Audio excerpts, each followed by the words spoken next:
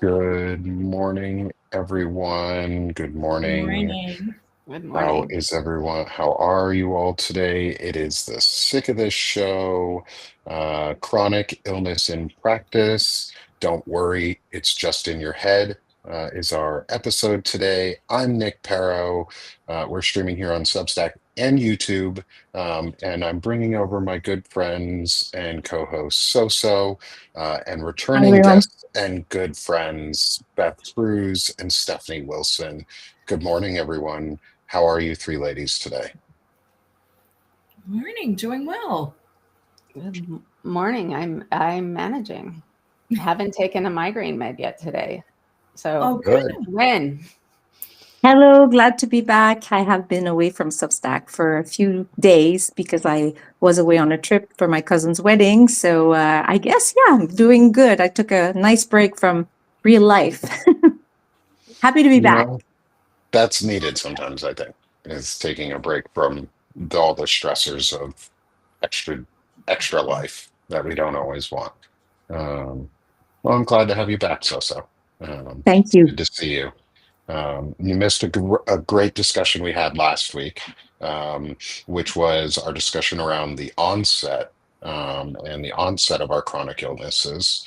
Um, and we're getting some good mornings in for you, Soso, from others in the chat as well, welcoming you back. Monica Thank and you. Courtney are welcoming you back in. Um, and so today, last week was the onset, and today is the next step after the onset, which is typically doctors and people and friends and colleagues and everyone else just going, it's all in your head. It's not that bad. You look fine. Um, and so I wanted to discuss that with the three of y'all and get your thoughts on how life has been around that for you guys, as well as for people in the chat. Please feel free to weigh in too. If you've had experiences similar or how they've gone, love to get chat feedback on that, and we can integrate it into our discussion as well. Um, so, Stephanie, Yeah. since you suffer from migraines, this Yeah. one is a little bit of a pretty pretty shitty sword for you, because it literally is all in your head most of the time. Um, but can you tell us a little bit about some of your experiences and what it's like being told it's in your head? Absolutely. So I can't find the live stream on uh on the Substack. So if you can read out I'll anything send it that in the chat here in Restream. So oh there's a okay. little chat in our Restream window that you can click on. That'll bring you to the live. All right, here we go. Um all right, so first time I think we all know a whole lot more about the mind body connection than we ever did before. So, um, so the first time I got it's all in your head, you must be imagining this was when I was 8. And, um, and it upset me so much that someone would say to a little kid, all this pain you're in is is in your head. And probably the doctor said something about um, anxiety or stress being part of it, or like things that your head responds to, although by that point they didn't know that much about migraine. So this is me with an 8-year-old's memory. And um, but it was incredibly, incredibly upsetting. Um, and then since then, we've started to understand more about migraine, and how, it's a neurological disease. But what I get now is so before my head starts hurting, my leg starts hurting. And sometimes it goes all the way up from like my hip all the way to my head and down to my toes. And I have asked every neurologist, and they've said never heard of that. Now, That's funny because I feel a lot like that a lot of the time. So I've heard of it. good, thank you. Yeah, never heard, like what? Like I'm telling you about it. Now you must Right, hear about lies and slander. You're hearing about it first person. it, right? So yeah, if they haven't studied it or heard a lot of people say it, then they discount it because it's not in their training, and that's hard. Yeah. We have a question from the chat for you, Stephanie, on this from Okay. Little LT is, are your migraines genetically inherited, acquired from an illness or injury, or is it a part of something else? So the propensity toward migraine is genetic. It can be made, that's like migraine as the primary diagnosis. It can be made much worse by injury and triggers. There was a head trauma early on that might have, maybe a couple, have contributed, but the underlying propensity for migraine is genetic. And I have passed it along to my kid, for which I feel so guilty. But he says, at least you're able to know how to help me. So,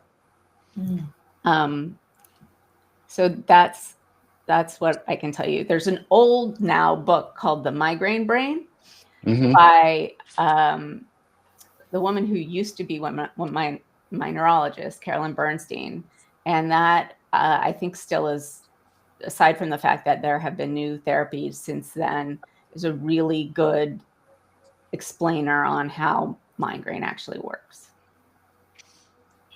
I was looking to see if I had it because I have one called Stress Resets. That's a really good book that my therapists had recommended at one point.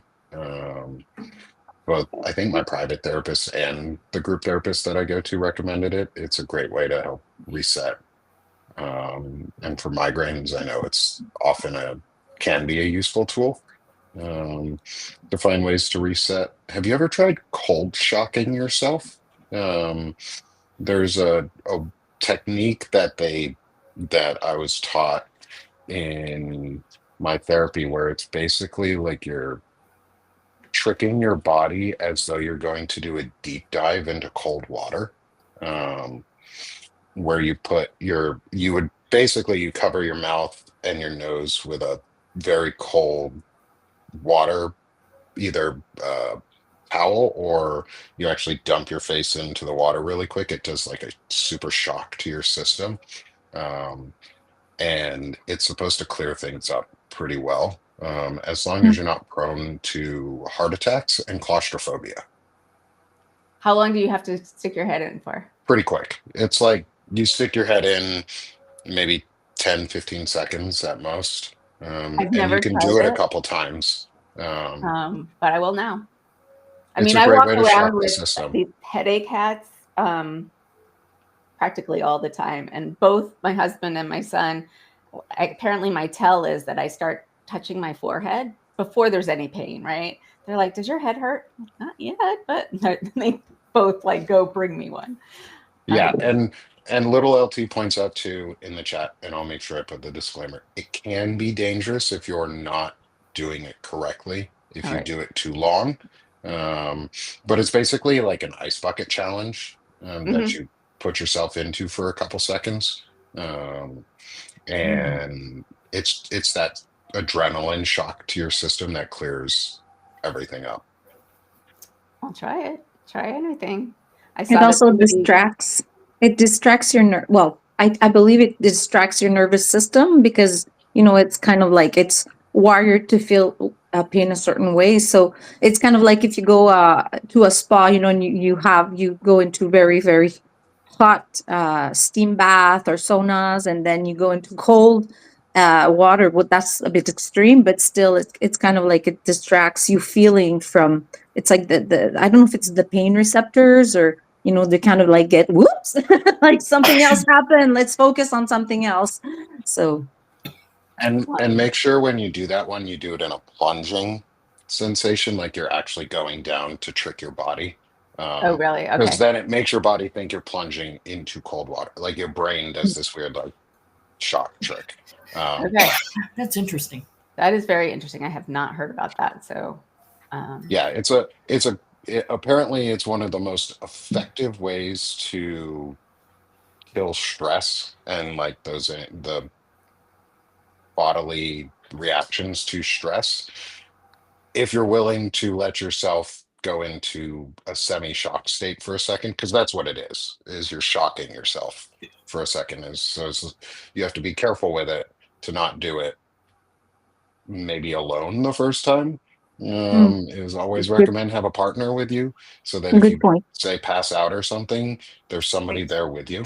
Um, I've passed out from stuff before, not this, but when I took off a bandage after my first knee surgery, and the only reason I didn't need to go in for a follow-up one like immediately was because my wife was standing there right next to me and she caught me as I came down.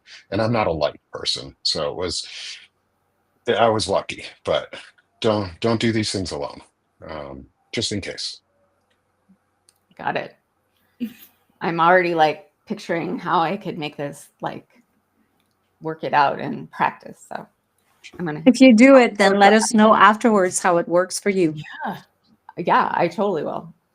Yeah. And if it doesn't work, let me know too, because then I can stop recommending if it doesn't work. But if it Well, does help, it's at least for you anyway.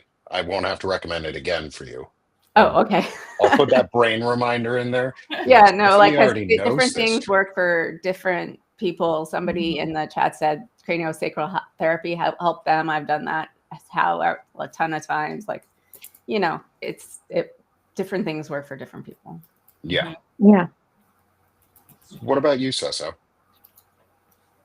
In Hmm. terms of like the having been told it's all in your head, um, and what because you were saying at the opening before we got on that you haven't experienced it as much as the rest of us.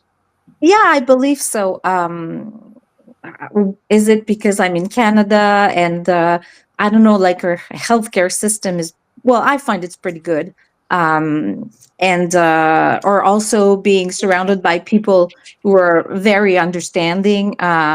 I guess, but maybe if I think back of my younger years, where I mean, I've had a pretty hard life if I think back of my, because of I had a serious mental health issues in my immediate family. So of course, people wouldn't say to me like, "Oh, it's all in your head," when they would actually observe what was going on. Me being stressed and me being having to take care of so many things for my family. So I guess that was I mean that was before I had a lot of pain as I had a lot of stress.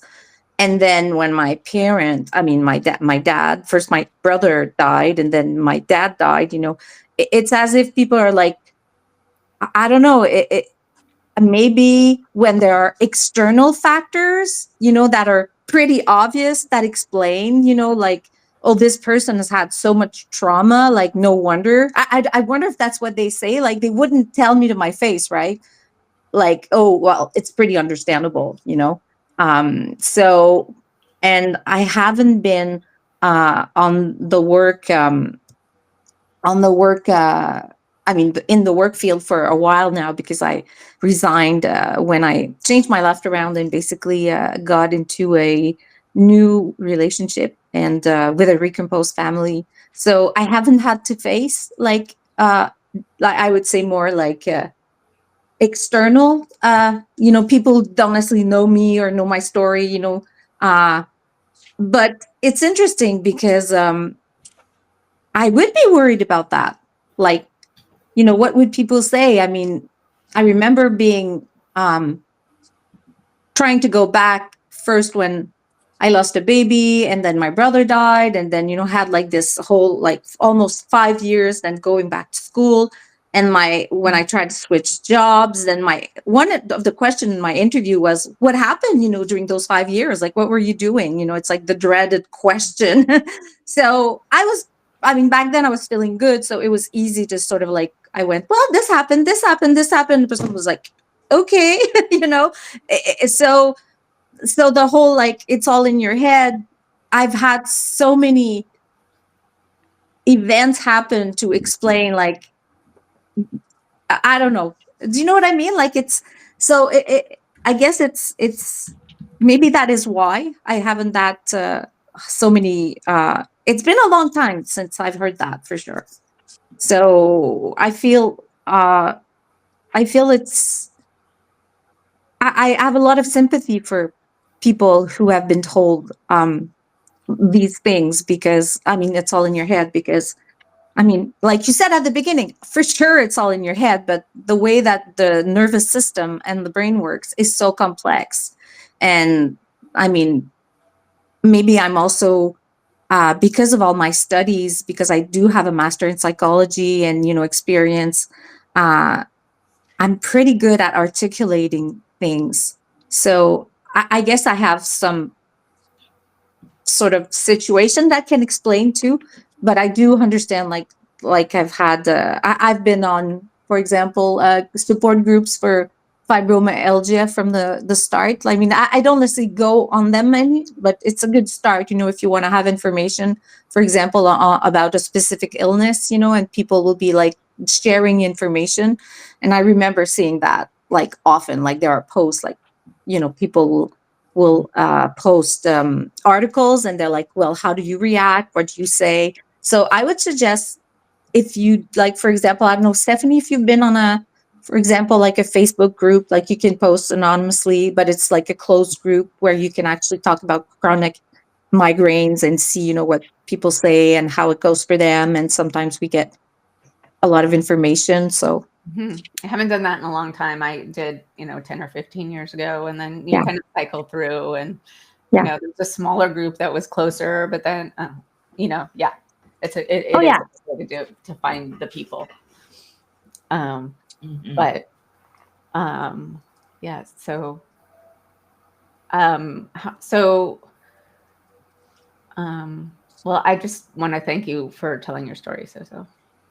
Yeah, me Oh, too. And also, I think before you thank go you. on real quick, so I think maybe too it's partially the difference between US and Canada, and that there Mm, might be more openness in Canada around approaching chronic illnesses because healthcare is less of a capitalistic system in Canada and more of a care system.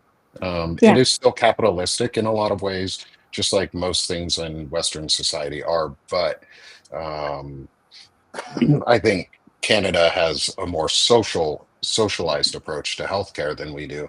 So it's more about preventative and like actually caring than emergent and like responsive care that the US is. I believe so. And when I see people here kind of complaining and bitching about the healthcare system, I mean, I'm like, yeah, but if you start traveling and see how other things are, you know, I mean, it's always. But yes, I find that a perspective. If it's smaller, then it's easier to, kind of like just focus on the negative. But so you're right, Nick. That has to do Yeah. something to do with it. And I sorry, I didn't mean to go on off on a tangent, but it's kind of hard to explain, and like my story is so. I guess my pain is so much integrated with drama, so it's like, and I believe it's probably is. I mean, there's, I was talking in the chat, like there is bio, psycho, social. Usually, when you try to explain a disorder, so biological would be like you have possibly like genetic, or it's biologically you have your sort of like wired maybe to be more likely to feel things or react to things biologically in a certain way. But then if you got the social triggers, like, so let's say you lose your parents at a young age, or and then psychologically will be his also how you've learned to deal. Cognitively, behaviorally. I mean, sometimes, the way you react to pain will also be influenced at a young age by your parents. It's something that can be transmitted. Like, if you have seen your parent, being in pain for most of their life because they also have a chronic illness, maybe that you are going to be more understanding, or so it's very complex, I find. It And is. I'm also getting some notes in the chat right now before we go on commenting about the last thing, saying it is unfortunately more common that chronic chronically ill folks in Canada also suffer from the it's all in your head thing. So I think it's more just a Western stigmatism Oh. in general, maybe than US Canada or US Mexico or something like that, or even US Europe. I think maybe it's more of just a Western stigmatism because we can't work, we're less usable for people. Mm, So it's stigmatized against us, and so it's all in our head because that's the only way it keeps working is if you think it's in your head, then nothing's really wrong, or they Right. convince you that it's in your head. I would love to get some perspective from the Asian side of the world, because if you look Yeah. at Chinese medicine, it's so different Hmm. than, Yeah. I mean, Yeah, that would that's be true. to see, That like, would be what if very they, interesting. Somebody want to do like a dissertation on that and get back to us? Yeah, someone please go do a PhD study for us. We'll be here in what, 2 years, couple years when you're done, 7 for me. a or PhD is more. like 5 or 6 years, Nick, Maybe minimum. my friend did his in two when he was Where? after graduating. In England? Um, no, in the US. He finished his undergrad and PhD and master's and PhD in six. Yeah, there's had to be a lot of like Yeah, merging he of was stuff. I think it was Swarthmore, so he was pretty smart. Like he was a smart dude. Um, um, uh, yeah, off tangent. Anyway, Beth, how about you? How about you're in the head? Yeah, it's in my head. Yeah, I went through that, and going through a lot of physicians, a lot of doctors trying to find out what was wrong with me. Um, One doctor saying, "Oh, well, I don't know why that doctor told you that. Shouldn't have told you that." I did not have the inflammation markers. I still am not showing inflammation markers, but when you go into a doctor and you're in so much pain and you can't walk, and they're like, "Well, you don't have the markers for inflammation." I don't care if I don't have the markers. I still have the pain. Mm, So yeah, going through that wasn't easy, and just being tossed around quite often, and it's really hard if you don't have a good team. So right now I feel like I have a better team of doctors than I mm, had in the past.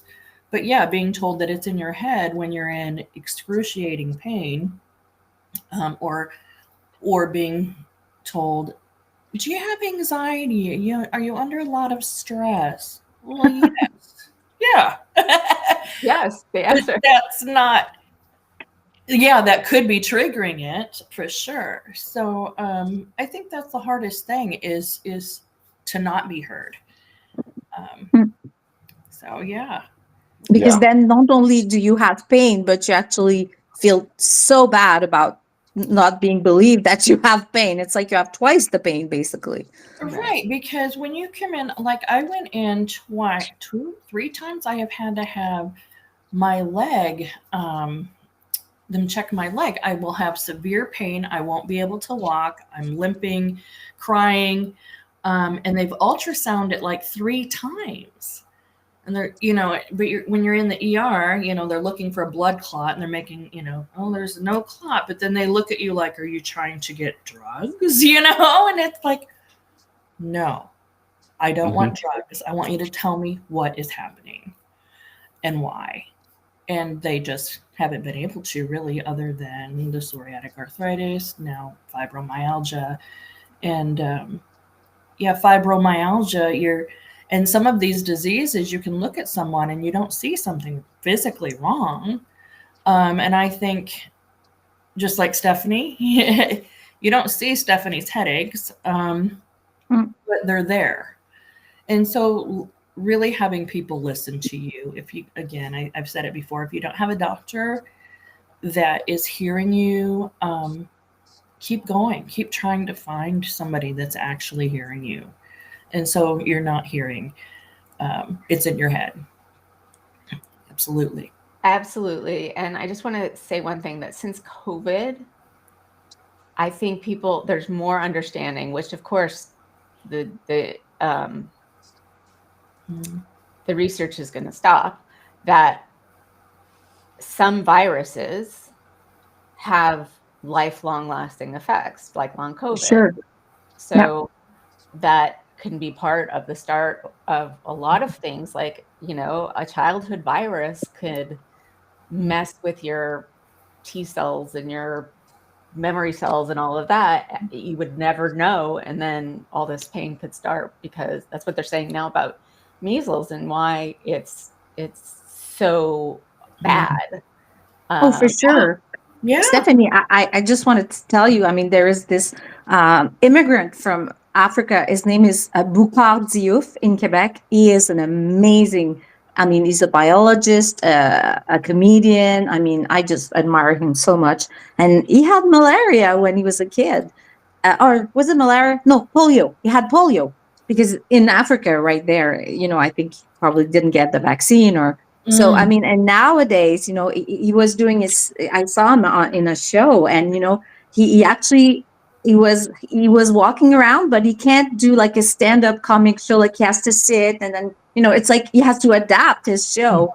And when you know that he has those, do you say, séquelles? How do you say that? Like, well, I don't want to say leftovers, but it is a consequence of an illness that wasn't treated when he was little. So I hear what you're saying is, Yeah.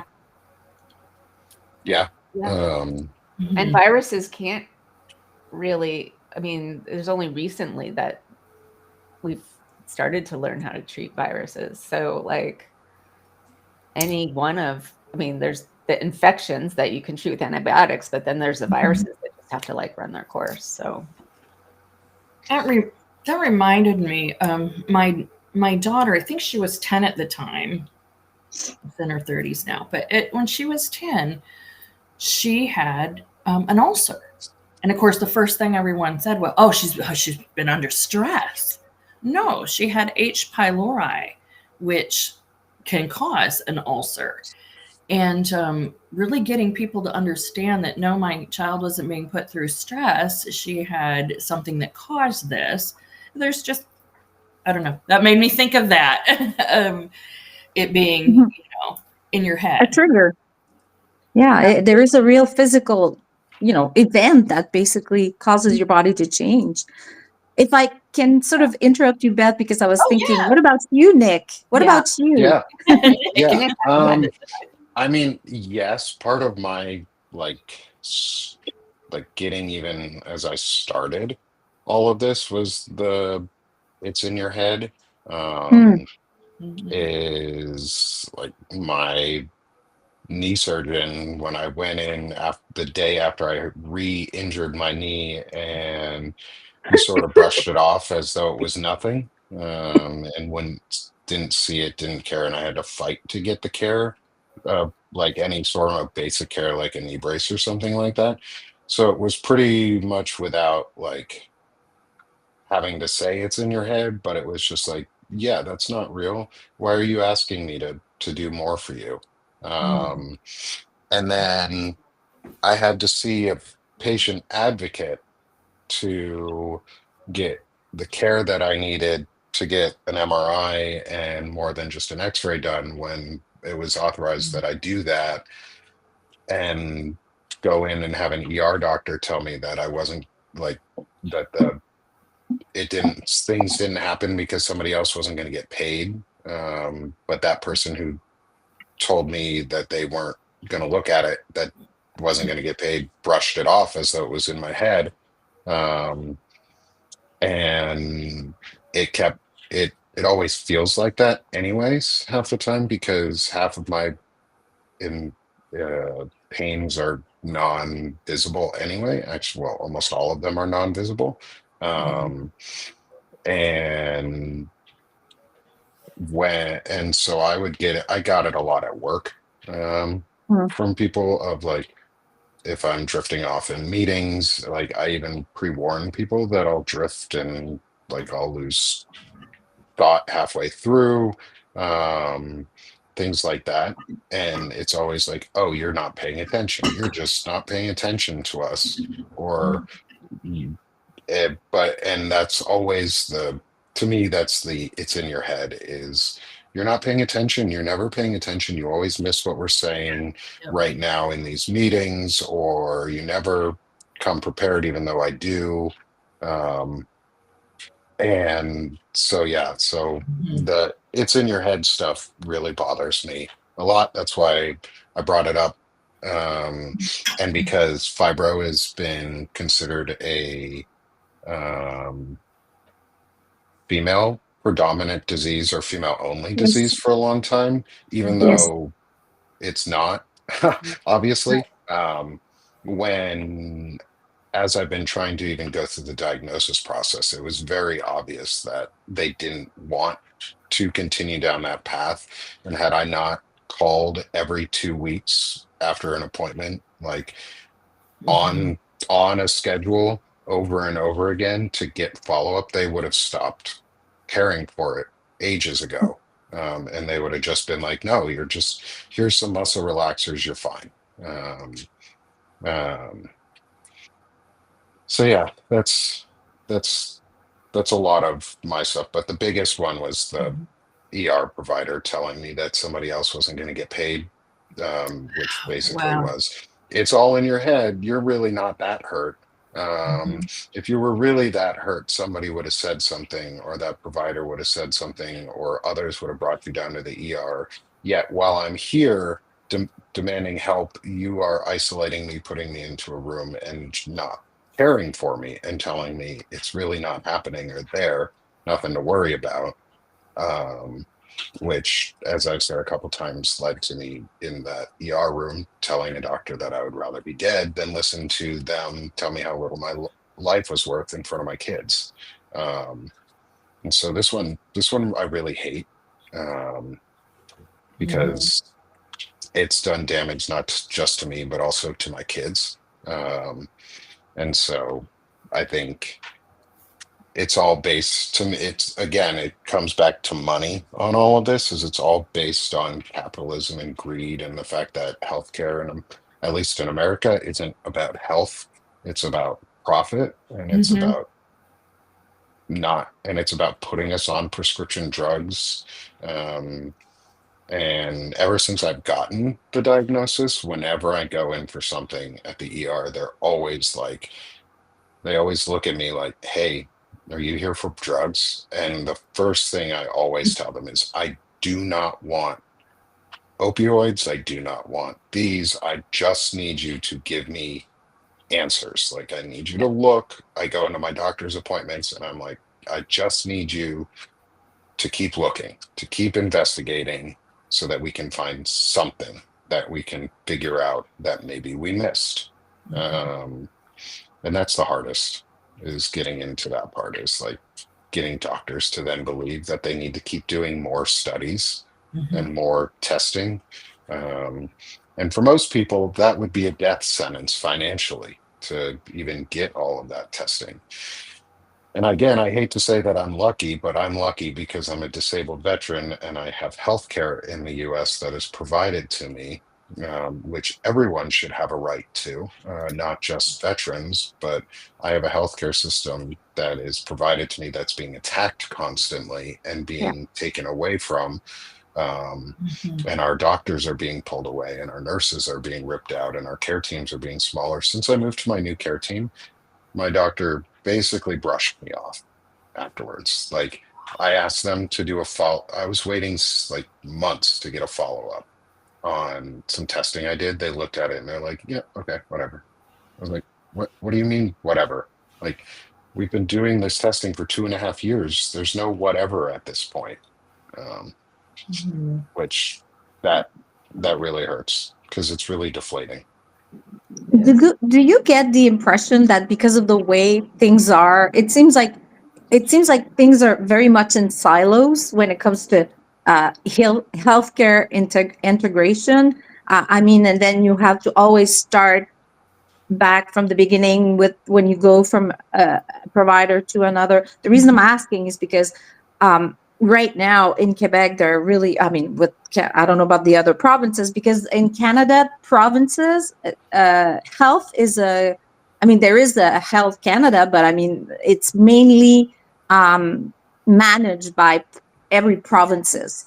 So I couldn't speak for other provinces, but I know in Quebec, they're really trying to integrate, especially since COVID, like computer, sorry, like the tech system, to make sure that it's easier to have access to a file, right? Because let's say if you go to a clinic and you have this, then it's kind of like, how do you, because back then all the hospitals they all have like a system, but it was pretty much in a silo. And now, they're like trying to make that into a more accessible.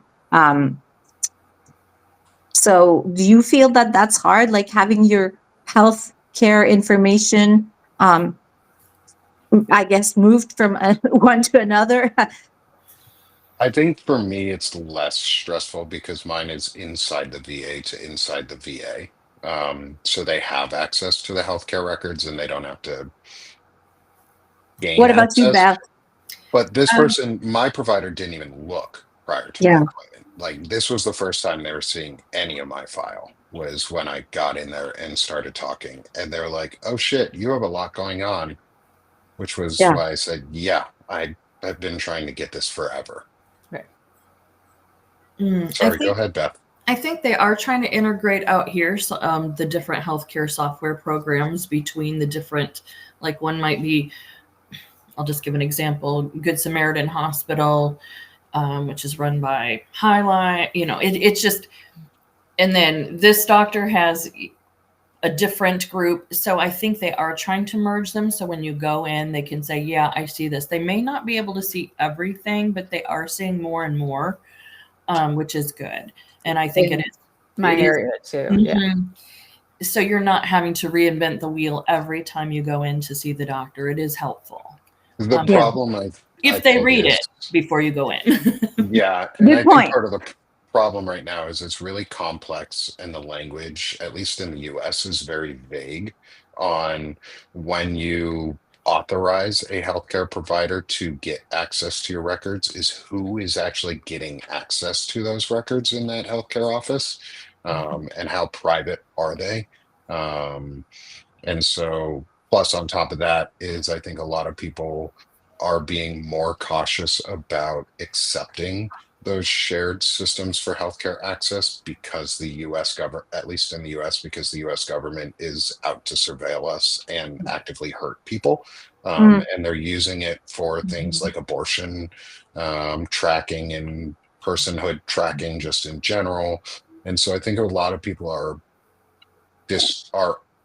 becoming more untrusting of a centralized system like that. And yes, a centralized healthcare network system that could easily transmit records and data from provider to provider would be fantastic if there were the correct protections in place where only the authorized providers themselves could Mm. ever view that data. But there's loopholes that are getting put in there where it's anyone at the office could access that data, or any parts of that data that are not personally identifying health information can be accessed by someone who works at the company that Mhm. moves that data. And then they Mm. can begin aggregating things. And so there's no data privacy laws in the US. So people are really afraid of their data being stolen Oh, and especially with what manipulated. happened. Ooh, with Now, And what it happened with and it's Dove. I true. mean, mhm. Well, I I mean, feel I like got a you can't message. avoid it at this point. Yeah. I mean, we got a VPN, which I had to turn off because it fucks everything up when I'm doing a live. Mhm. Like I don't, not only that, so we're under surveillance, but now so I'm on social security disability, which means I get Medicare. And SSDI has this back to work program, and they usually send you a thing every couple of years about like what are the last 3 doctors that you had, basically trying to figure out if you're still sick. And I learned very early on that if I basically write out month by month what providers I've seen, I don't get asked for a lot longer. But now the SSDI system and the IRS can talk to each other. So, doing small short-term work, but not like saying I can go back to work, because in the end it would be like less than almost not breaking even. I'm now worried that the IRS is going to go look at the SSDI records or vice versa and be like, oh, nope, sorry, you're done. Yeah. And I mean, they keep talking about waste, fraud, and abuse, but what they mean is sick people needing health care, because Medicare is a service and not a Yeah. corporation that makes money. Government is a service that provides services, and services cost things. And we allocate those funds at when Congress passes a budget, which is, for those in the audience and not us here on this chat, or for anybody, is that it means that government is not there to make a profit. Profits require businesses and require least amount of cost for maximum amount of output. Services are maximum output for maximum cost. Like, services are not cheap. The military Sure. is a service. The post office is a service. We never complain that the military spends money every year because we've allocated those funds. But everybody complains when we spend money on healthcare and Medicaid and Medicare and things like that. Those are Exactly. services too, which cost things. And the more you spend, and the more if we were to spend it correctly, the healthier a populace is, the less expensive healthcare is. And the more service we get out of it because everybody is healthier. But we're not there yet. We still think of things in this country as, or we've been convinced that things that the government offers are businesses and need to make Yeah. a profit. But I think we need to, part of this for me is redefining things as services and what that actually means and how they serve us, and like taking away your healthcare because you might accidentally work either 2 hours, say, a week too much or 2 hours a week too few is bullshit. It's the work requirement is literally a way for rich billionaires and robber barons to squeeze more labor out of you and more money and time and energy out of you while telling you and gaslighting you that you're okay. It's companies ways of saying it's all in your head. It's a denial of your reality. Yeah. It is. A complete denial of your reality. Yeah. That said, I totally agree with you, Beth. That said, Medicare is really good. Yeah. Which is why Medicare for all would be really awesome. Like, yeah, I can go almost anywhere. Mental health is a little bit harder. Yeah. And get the care I need. I mean, I have a supplemental and it's expensive, but it's fantastic. So, Thing is, you're absolutely right, Nick. I'm sorry, I'm jumping in, Stephanie, because when you discuss, healthcare being a service, you have to realize that if you want people to be able to work for you, you got to invest in them. And investing in them is also taking care of their health. But that's the thing, when you look at private company, I mean, it's so competitive. They'll be, okay, well, you're able to work, I'll pick you. And of course, I mean, they're there to make money. And do you know what I mean? Like it's kind of understandable. But at the same time, if people were to just agree, okay, let's all get together and care for the ones that are not as fortunate or not as able, something happened, and they're not as, or maybe they was just either they were born that way. I mean, what do you do if somebody was born without a leg and they're not able to run the marathon? I mean, you just say, okay, well, too bad, fend for yourself. I mean, that's what you do in civilized country. Like, you have this kind of like a safety net, where you're actually everybody's well, that's what I think, but then it becomes ethics and beliefs, and will people agree to get together to provide those services and have a safety net for those who are not as fortunate as others, who might be able to be, oh yeah, I'm going to do this, and I can work like 14 hours a day, and da da da da da, and that's my choice. So I'm just like, but yeah, then I do agree with you, it should be Medicare for all. And then it should be separated, like in We the way that never if you're tied. I'm sorry, we never should have tied healthcare to work. Yes. That was a fail. And really, when you think about, you've worked so you worked so hard okay. to build this business, small business, whatever, and now it's your job. You have to pay for everybody. Mhm. Yeah. That shouldn't be a part of work, and it shouldn't be a part. I even as an employee, I'm not an employer, but to me, I just think that's really fucked up. Yeah, you're right. If you're a small or medium-sized business, I mean, then you have to like pay so much. Yeah. I mean, it's still, like it doesn't seem fair. I agree with you.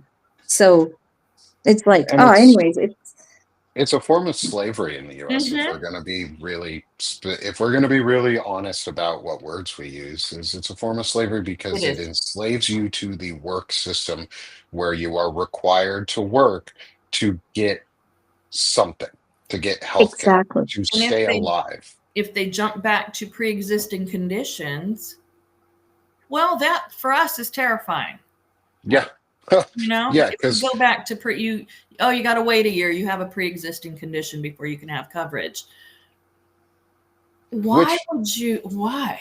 Which is the dumbest thing too. Like, why would you take a sick person and then tell them, oh yeah, by the way, you can't get health care for the next year, so you're just going to get sicker and sicker. Yeah. Yeah, and then Because it's going to actually it is cost more slavery. and more. Mm-hmm. Yeah. It's a way to make us destitute and make us enslaved. And people fear going to the doctors, which ends up making the doctor cost more because less people are going and they're not getting the funds. And then sicker people are And going. sicker people are going, and you're not going for preventative checkups or things Mhm. like that. And now people are going to be afraid to go get vaccines. They're afraid to take Tylenol, or they're asking about Oh my Tylenol and God. acetaminophen in general. Oh. They're coming like things like mifepristone, like putting fear into things that help women. Mostly it's about hurting women in the way that we're approaching a lot of the healthcare restrictions right now, Mhm. because the things are all targeted at blaming women for being the problem. Um, but it's just a denial of care. It is the most basic violation of the Hippocratic Oath was allowing health insurance companies to have the final say on what was allowed to be done as a surgery or procedure, and it should have always remained in the doctor and the care provider's hands, and the insurance company should have to approve it because I already pay the premium to use the healthcare. They should approve it and do it because then it's less costworthy for everybody else, or costly for everybody else. But also, I agree, Stephanie, Medicare for all would solve a lot of problems. Just like I have always advocated, yes, the VA hospital system may not be the best. It's not the best because the US purposely makes it that way to give a case study on how socialized healthcare wouldn't work.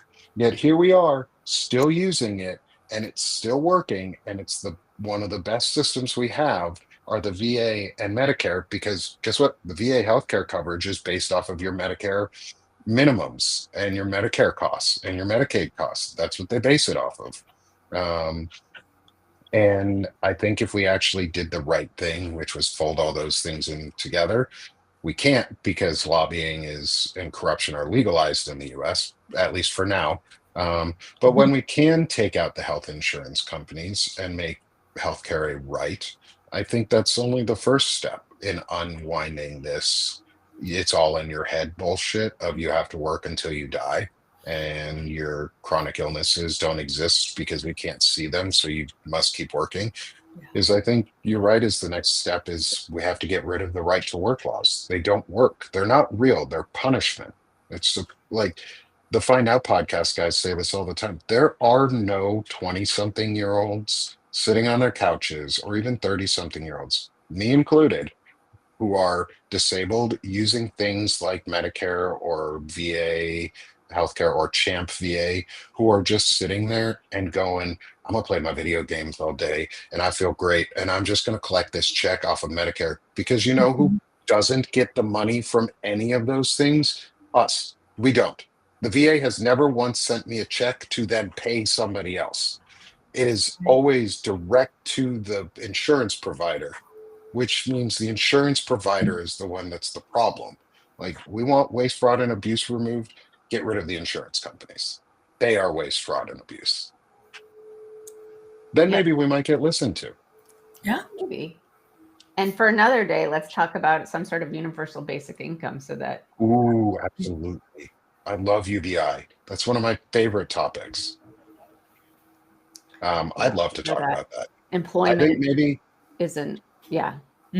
maybe that could be next week, as we talk how UBI would impact in a positive way those with chronic illnesses and disabilities, because universal basic income is a driving force that would do a lot of good for everyone.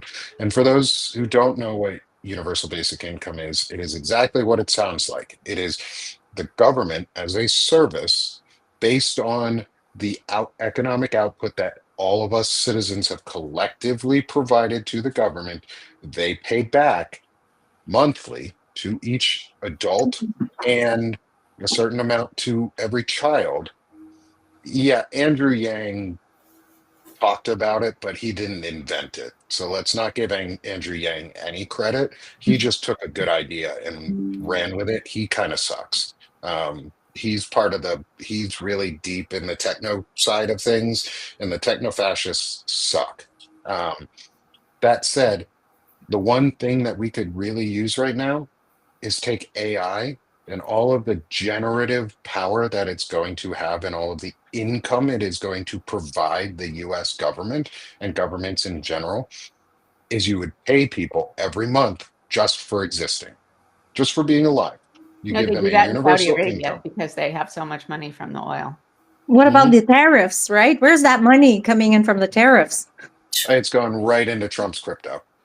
Mhm. 'Cause he keeps saying we've made all this money, but I don't think we means us. I think it Mm. means him and his family and Yeah. his little Him and coup the d'etat grifters. group of, yeah, they're all grifters. They're all Just good. like health Someday- insurance. It's a some- grift. It is. Someday somebody needs to explain crypto to me. Oh, Um, I could try. Okay, but not right now. Yeah. But yeah, so I think next week, everybody, we will be back again next week on Monday. Same time, same place, 11 a.m. Eastern time, 9 8 Pacific, 8 a.m. Pacific. 8 a.m. Pacific time, 11 a.m. Eastern, 11 a.m. Eastern, 8 a.m. Pacific. Every Monday we do a chronic illness chat. These my three guest co-hosts, friends, keep coming back for more. As well as everyone in the chat today. There's over 200 of y'all here with us. Thank you so much for being with us. I'm gonna see if this works. Do This it. sometimes does it on my side. Oh, did it. Yes. Oh, I tried to do it on Wow. my computer and it totally didn't work. I know, isn't it? It is such a simple thing, but it brings so much joy. It does. It's so much joy. And before we go, since we started here just a minute or two late, can you guys all, starting from Stephanie to Beth to Soso, let everyone know where they can find you and how they can support you throughout all of this? I want to make sure that everybody gets supported as best they can through this whole process. So starting with you, Stephanie, we're gonna switch off of mine if I can find your name again in my That's list. okay. And there you are, Stephanie. Where can people find you? Freedomoverfascism.us goes straight to my Substack. And follow me. Everything is free. I don't have a paywall on anything, but if you can pay for a subscription, that would be awesome. And I have a lot of great conversations with a lot of people in the backlog, and I think you might be it might be really interesting. Thanks. And please do, everyone, go subscribe to Stephanie, free or paid. It helps a lot. And share her her work. She does amazing interviews. Love what she does. Thank you. Beth, how And about I just passed 6,000 subscribers. Ban? Mine. That's amazing. And it's all due to you guys too. A lot. I've gotten a lot of new ones in the last I couple love months. it. I love it. I'm Hey. glad we can help build you up. That's what it's all about. That is. Thank you. You're welcome. How about you, Beth? Move over to yours. Hi. You can find me at Beth Cruz. I think it's under Beth Cruz 16 on Substack. There is no paywall. Please follow me. I'm working on writing. I've been a little laxed on that this last month, but I'm getting back into the groove. So please follow. And Thanks, Beth. And please do support. follow. We love pets. Coyote. It's Thanks. beautiful. Please do follow and support Beth as well. Free paid subs. Like I said, they help and help share the work. So how about you, my friend? Hey, well, I am. I have to admit, too, I am a part-time Substacker, meaning that I would like to do this more often, but I am doing a lot of things too in my everyday life. But I do, as you can see on my picture, I am a world earthling. I love traveling when I can. I love nature. I love human connections. I actually do try to be online every Thursday at 8 with my good friend Kat, who is in the chat. So, and we do talk about, I guess we end up talking more about politics and how we're kind of, wanting people to get involved. Me being a Canadian feels like this is my way of getting involved. This is just connecting with everybody from, our northern atmosphere, because whatever happens in the States always comes up north, comes back, and we're like 5 years in delayed. I mean, right now there is a Maple MAGA movement, and it's like it really worries me. So yeah, just click on the little thing, and I mean, I'm not every day there, but I will respond, and I'm seeing this building slowly but surely. I have been very lucky to find you guys, especially Nick. Nick is a great. I mean, I'm always sad to see like how we are all going through sometimes difficult things, but seeing the beauty of human nature, coming together and connecting and being able to find solutions, because I believe that there are solutions to whatever problems there is, and don't give up. I mean, don't let whoever is telling you like blah blah blah blah blah. You don't want to listen to them. They're negative. You have to hang out with the positive people. So let's do that. That's it. Thanks, Soso. I appreciate you. And again, free and paid subs help blow up Soso's account too. She's doing a lot of great work, especially with Kat and their friend Dr. Lynn Litton. They have some amazing discussions. Which time zone is 8 o'clock? Which time zone on Thursday? Eastern time. Okay. Yeah. I'm going to try. I'm not totally with it yet, but okay. Is it 8 o'clock Eastern? Yeah, it's 7 Central. Yeah. Okay. Yeah. Okay. Thank you. Good clarifying. And then finally, mine, Sick of This Shit Publications. That's me, that's my home. I have my other one, Banner and Backbone, as well. But Sick of This Shit is my main home. I do a show Monday through Thursday at 11 a.m. Eastern. Um, and shows throughout the day. So please come take a look. Join me for all my shows and my poetry. Put out a new poem this morning. Trying to get back into doing those much more often. Um, but that's my main thing, and I'm trying to keep these discussions going. So thank you everyone who's come with us today. Thank you, everyone in the chat. Thank you to the three of you. Please join all of us. Free subs health. Go go become paid with everyone else. If you've got anything left for me too, please become paid with me. I'm running a 20% off sale, trying to get past 150 paid subs for the Sick of This Shit publications, and start getting closer to that 200 mark, and really make this thing full time. So please come support, come help, and we will see you all next week. And as I say on all my shows, is let's stop being sick of this shit, friends, and let's start doing this shit. So I'll see you all again tomorrow. Thanks, everyone. Bye. Thank you.